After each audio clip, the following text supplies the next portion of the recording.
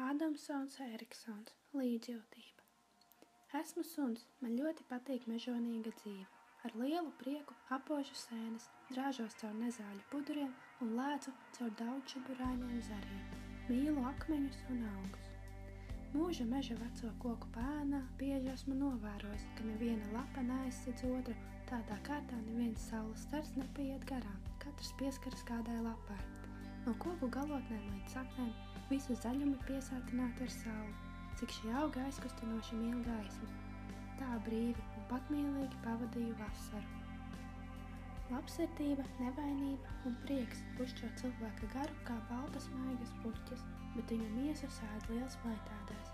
Pie šādas slimības, kaut arī novājināšanās, augstā temperatūra, asins spļaušana aizvien tuvāk pieved galam, tomēr cilvēks pilns bezbēdības, sapņu un cerību.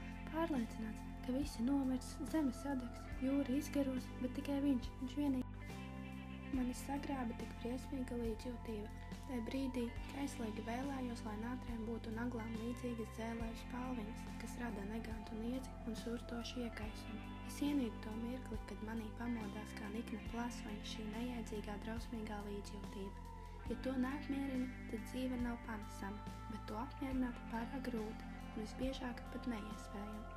Daži slavē līdzjūtīgos, es tos nožēloju, un visvairāk vainoju par sevi, kas vienā mirklī tika atdots tādam bezizejas posmam.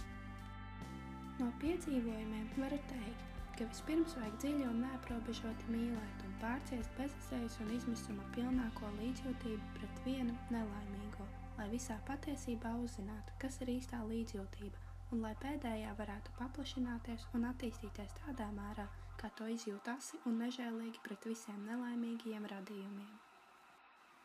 Bet droši vien daudziem liksies brīnišķīgi un neticami, ka mazs izcilnis un netīrs suns var tā mīlēt.